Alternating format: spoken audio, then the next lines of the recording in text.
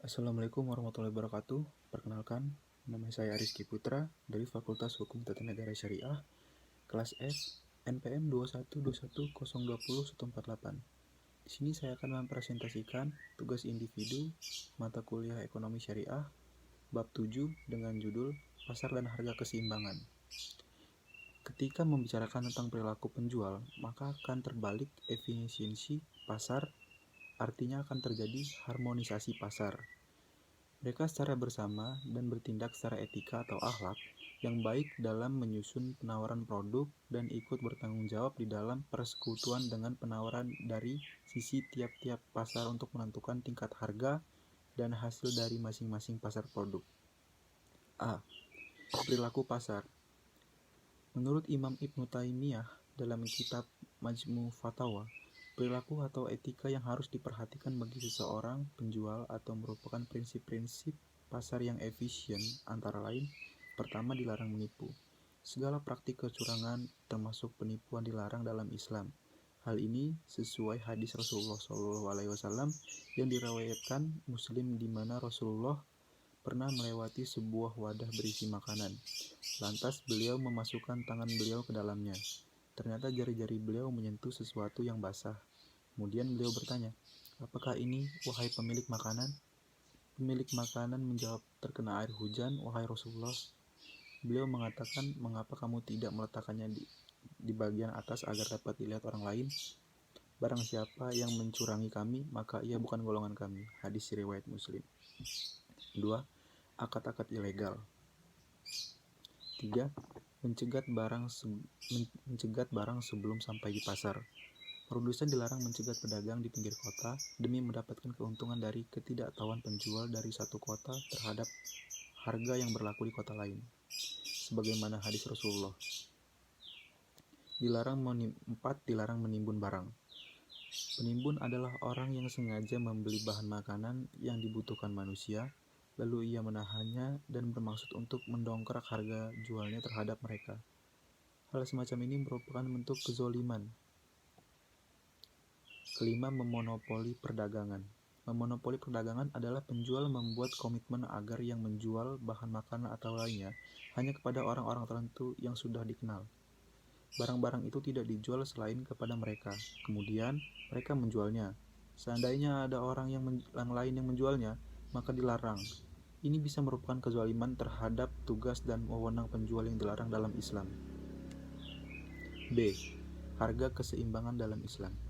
Masalah harga, atau lebih tepatnya harga keseimbangan, sangat menentukan keseimbangan perekonomian, sehingga hal ini pun telah dibahas dalam ekonomika Islam. Dalam konsep ekonomi Islam, yang paling prinsip adalah harga ditentukan oleh keseimbangan permintaan dan penawaran. Keseimbangan ini terjadi bila antara penjual dan pembeli bersikap saling merelakan. Kerelaan ini ditentukan oleh penjual dan pembeli dalam mempertahankan kepentingannya atas barang tersebut. Jadi, harga ditentukan oleh kemampuan penjual untuk menyediakan barang yang ditawarkan kepada pembeli dan kemampuan pembeli untuk mendapatkan harga tersebut dari penjual.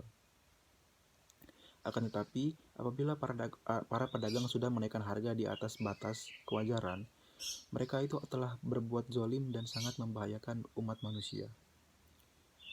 Maka seseorang penguasa atau pemerintah harus campur tangan dalam menangani persoalan tersebut dengan cara menetapkan harga standar. Dalam hal ini, Umar bin Khattab selalu memegang kekuasaan tertinggi, ikut campur tangan dalam menangani masalah harga pasar dengan menentukan harga wajar yang telah merugikan para pedagang dan tidak pula memberatkan para konsumen. Para ulama dari mazhab terkenal, yaitu Hambali dan Syafi'i, menyatakan bahwa pemerintah tidak mempunyai hak untuk menetapkan harga. Ibnu Qudamah al-Maqdisi adalah salah seorang ulama bermazhab Hambali menulis bahwa imam atau pemimpin pemerintah tidak memiliki wewenang untuk mengatur harga bagi penduduk. Dalam Sudarsono, dalam penduduk boleh menjual barang-barang mereka dengan harga berapapun yang mereka sukai. Namun demikian, ekonomi Islam terbentuknya harga keseimbangan pasar atau equilibrium price mempertimbangkan beberapa hal. Yang pertama, bentuk pasar di dalam ekonomi Islam yang ideal adalah pasar persaingan sempurna. 2. Dilarang melakukan ikhtar. Keuntungan normal dalam menjual lebih sedikit barang untuk harga yang lebih tinggi. Dalam membahas harga pasar, seorang ulama salaf yaitu Ibnu Taimiyah mencatat beberapa faktor yang berpengaruh terhadap permintaan dan penawaran terhadap warga. A. Keinginan masyarakat atas suatu jenis barang yang mempunyai sifat-sifat berbeda-beda. B. Perubahan jumlah yang bergantung pada jumlah para peminta. Jika jumlah suatu jenis barang yang diminta masyarakat meningkat, harga akan naik dan sebaliknya jika jumlah permintaannya menurun. C. Hal itu juga akan berpengaruh atas menguatnya atau melemahnya tingkat kebutuhan atas barang karena meluasnya jumlah dan ukuran dari kebutuhan. D. Harga yang berubah-ubah sesuai dengan kuantitas pelanggan, siapa saja pertukaran barang itu dilakukan. E. Harga itu dipengaruhi juga oleh bentuk pembayaran atau uang yang digunakan dalam jual beli. Jika yang digunakan umum dipakai, harga akan lebih rendah ketimbang jika membayar dengan uang yang jarang diperedarkan. F. Disebabkan oleh tujuan dari kontrak adanya timbal balik kepemilikan oleh kedua pihak yang melakukan transaksi. Jika si pembayar mampu melakukan pembayaran dan diharapkan mampu memenuhi janjinya, tujuan dari transaksi itu bisa terwujudkan dengannya. Yang C. Pengawasan harga keseimbangan. Sebagaimana pembahasan awal, pada dasarnya harga diserahkan kedua belah pihak antara penjual dan pembeli, sebagaimana keterangan di awal. Namun, dalam keadaan tertentu, penentuan harga oleh yang berwenang bisa dijalankan. Penentuan di sini bermakna pengaturan dan pengawasan kontrol harga supaya terjadi keseimbangan. Sebagaimana yang terjadi pada Khalifah Umar yang memiliki perhatian besar dalam mengikuti perkembangan harga dan mengawasinya. Ketika datang utusan kepadanya, maka dia bertanya tentang keadaan mereka dan harga-harga pada mereka. Tidak diragukan lagi bahwa tingkat harga dianggap sebagai indikasi terbesar tingkat mata pencaharian. Pengaturan harga diperlukan bila kondisi pasar tidak menjamin adanya keuntungan di salah satu pihak. Jadi, sebatas intervensi oleh pemerintah setempat, pemerintah harus mengatur harga. Misalnya bila ada kenaikan harga barang di atas atau kemampuan masyarakat, maka pemerintah melakukan pengaturan dengan operasi pasar.